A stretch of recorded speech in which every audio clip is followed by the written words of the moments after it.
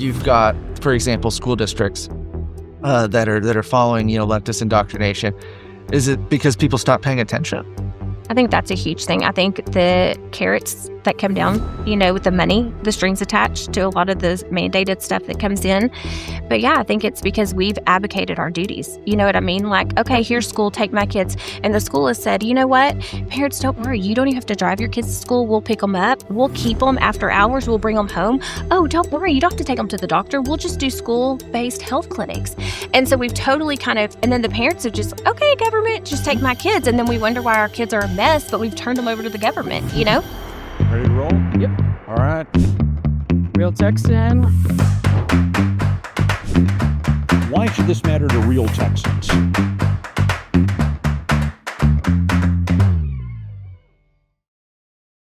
So today we're joined by another award winner of the Conservative Leader Award for 2025, Rachel Hale. Rachel, before we start talking a little bit about your background and what got you involved, I want to read a little bit from what one of the nominators, someone Terry Hall, who nominated you for this award, said. She's called you a warrior for travel liberty. You got involved during COVID when you saw the outrageous DEI and other practices in schools.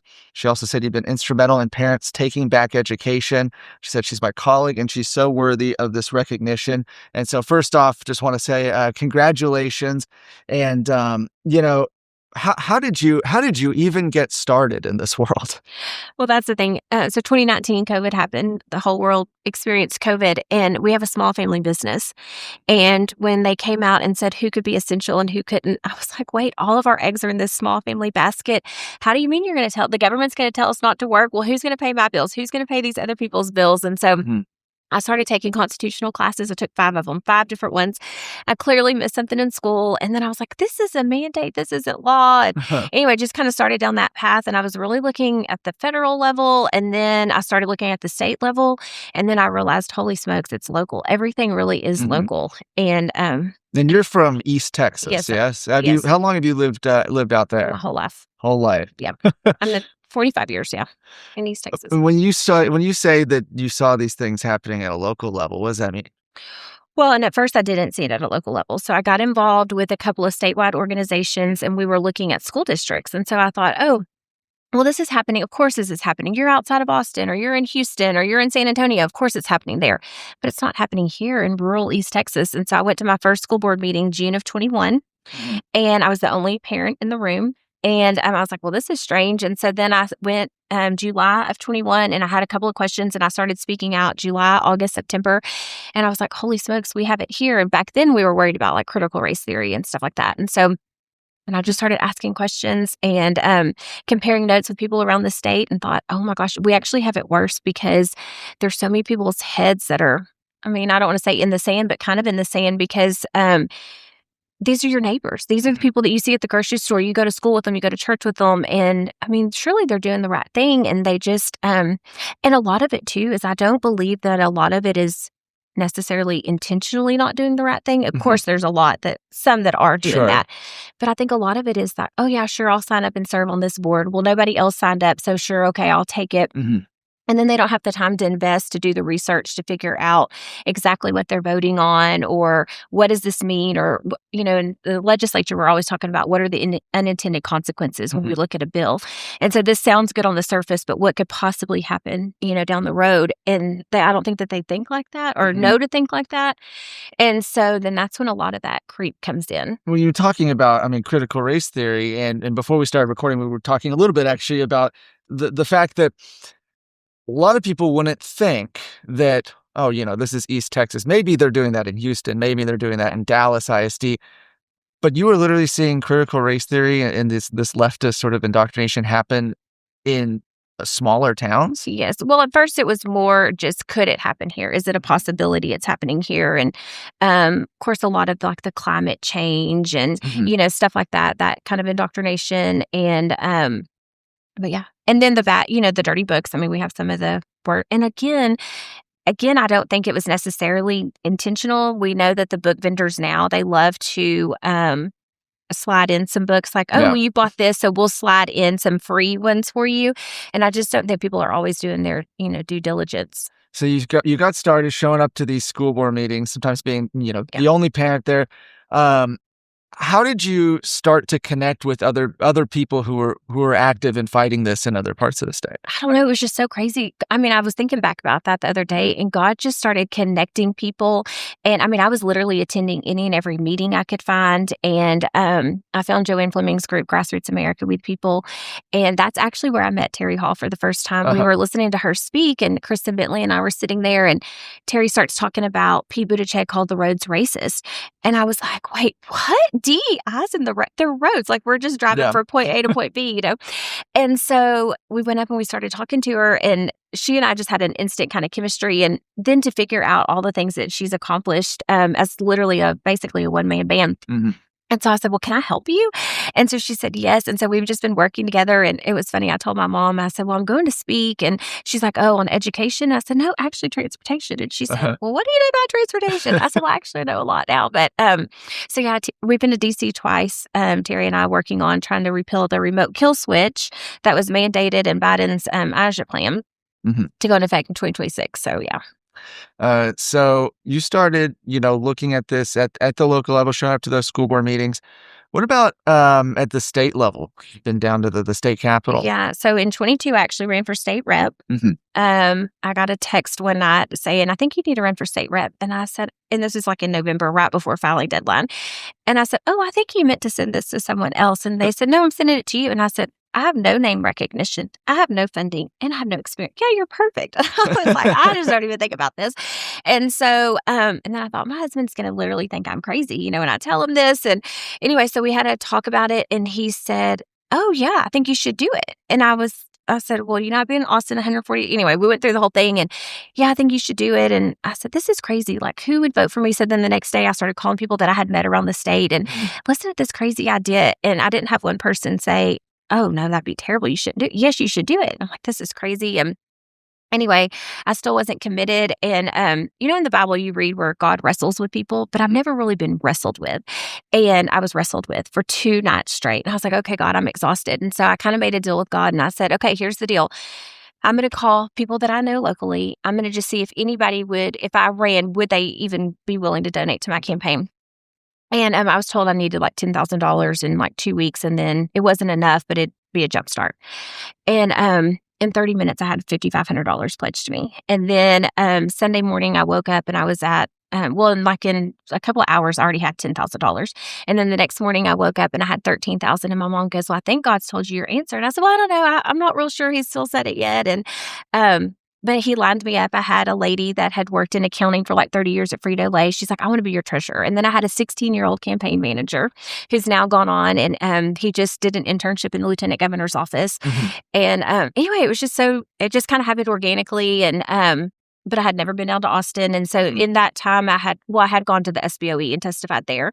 And then I went during interim and testified. And anyways, God shut the door, and He said, I did not mean to be state representative, which was totally fine. Mhm. And so there were 4 of us in the race, and Clardy remained the incumbent. But then I kept going down, testifying. And I don't know, for me, it's not about the title. It's about getting the work done. Right. And I just want my liberty and my freedom. And the other night Monday night, we went to the Denton County Conservative Coalition dinner. And Natasha Owens, I don't know if you know her, but she sings beautiful. I think she's with Trump and his team and traveling around, and had the most beautiful song. And I just cried. And I said, that's what I remember as a kid growing up. That's what I remember America being like and Texas being like. And we're so far from that, And so then I've just continued on. Like the next day I was out doing something, and I don't know, now I'm county chair Mhm. in my county, and have some amazing precinct chairs. And so I don't know, we just keep going along. And I've been wanting really to be a watchdog is really what I wanted ever before I even ran for state representative. We need government watchdogs. We need people going to those meetings. You don't have to know anything, but just show up. And we need people looking at all the school districts. We need people going to their city councils, and we need people going to their commissioner's court. How did we get to this place where you've got, for example, school districts that are following, leftist indoctrination? Is it because people stop paying attention? I think that's a huge thing. I think the carrots that come down with the money, the strings attached to a lot of the mandated stuff that comes in. But yeah, I think it's because we've advocated our duties. You know what I mean? Like, okay, here's school, take my kids. And the school has said, you know what? Parents, don't worry. You don't even have to drive your kids to school. We'll pick them up. We'll keep them after hours. We'll bring them home. Oh, don't worry. You don't have to take them to the doctor. We'll just do school-based health clinics. And so we've totally and then the parents are just, okay, government, just take my kids. And then we wonder why our kids are a mess, but we've turned them over to the government, you know? What kind of reaction have you gotten from some of these local officials? Well, a lot is, I'm enemy number one. But then the ones that aren't trying to do the wrong things, they absolutely appreciate it, or they'll, tell me stuff behind the scenes. And it was so crazy when I started. So our school district, we got rid of our superintendent. We got rid of 9 of his henchmen. We flipped the board with the exception of 1 seat. So, the community is starting to wake up and realizing that, yeah, we have some problems. Advocacy work obviously is not easy. It requires a lot of unpaid hours, a lot of travel, things like that. What motivates you personally to spend so much of your time fighting for others and fighting for liberty abroad? I just want my freedom, and I just see the things that are coming down the pike, and I see other countries, and it's such an honor to be able to go and vote, you know what I mean? And I was so excited when the last November election happened, and it's literally the lines wrapped around the building. Yeah. I'm like, this is so exciting. Of course, people are grumbling, and I'm like, no, it's so exciting that people care enough and that I'm okay to stand in line for a minute. We need to, realize the sacrifice that was made, for us to have the liberties and freedoms that we do have. And I just don't want to see any more of those slip away. What principles guide your leadership in the way you approach public engagement? I don't do anything personal. Like, I don't take it personally when they attack me, and I don't hit below the belt. I just strictly deal in facts. And if I don't have receipts, I absolutely don't say it. And The taking it's funny you say that. Others have said exactly that, and I think it's interesting. Guys, I think that's one of the hardest things, especially for people who are involved in it day in and day out, right? And I will say, I'm literally not crazy. It feels sometimes like you're crazy, and I just can see God's hand throughout all of this and where he's molded and he's, shown me different things. And in the beginning, when I was going against the school district, well, I would say something and then they'd get on, like the news would come and, oh, the school's so great. And, oh, Rachel Hale's a liar and she's crazy and this and that. And so I prayed 3 different times and I cried out and I said, God, am I done yet? Like, they're making a fool out of me. They're making me a liar. Like, am I done? And 3 different times he said someone to me, and 2 people I didn't know and were complete strangers. We see what you're doing. Thank you. Please can. I'm like, okay, God, I'm still in it. And then I'd rock along, and then I'd say, okay, God, seriously. Well, then I started the parent advocacy part of it, where I was helping parents file grievances. I would even go and sit with them as a parent representative in their meetings. And so I just vowed that, okay, God, if you're going to keep sending people to me, then I'll keep standing. Now, how have you seen your efforts make a difference in the lives of Texans or in the community there? Well, I hope that, other people have come on board. We had a totally inactive party. It had been inactive since 2010, 2012. We've taken it back over. We have 22 precincts and we've had 18 of those are filled.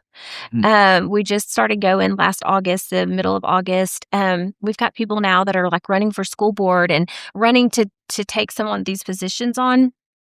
And so, I hope that I'm inspiring people to, it's okay to ask questions. When did we get to a place this irks me so bad. I'm a questioner by nature. My mom said I came out of the womb asking questions. I'm just a questioner by nature, but in school we were fostered. It's okay to ask questions. That's how you learn. But it's now if you ask a question, it's like, oh, well, why do you want to know that? And they get so defensive. And I'm like, okay, you know what? Now you have a little question mark over you, a target on your back, because you didn't just answer the question, you got defensive. So what are you hiding? And chances are they are hiding something. Now, for people who are watching this that say, okay, maybe I want to get involved, but I don't know the first place to start. What would be your advice to I guess yourself 5 years ago when you were starting out? Yeah. So I first just started going to local meetings. I went to the local women's club. I started finding other conservative organizations, started attending their meetings. And then if you have a county party, I'd absolutely get involved in your county party. we're doing some great things. I always tell my people that I want to be the shining county on a hill that everyone wants to emulate. And so we passed the resolution against the Biden remote kill switch. Well, then that got up to the SREC and they passed it unanimously. And then when Terry and I went this summer to DC, we got to take that resolution with the official seal, the Republican Party seal on it. And the thing is that saying really is true. I mean, I've heard it my whole life. Oh, so goes Texas, so goes the world. But it's true. And I don't care where you are, you can speak a foreign language. You say the word Texas and everyone knows what you're talking about. And we've lost that pride.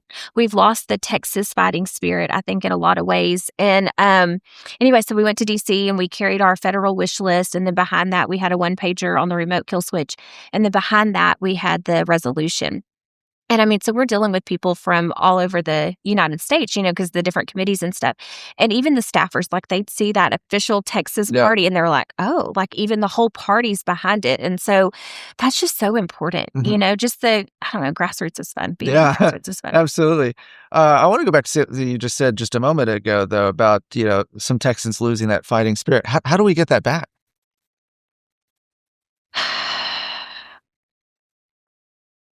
Well, first, we need God. I mean, we need God back 100%. We've got to bring God back into things. But I think you just, we've got to be okay to be on a hill by ourselves.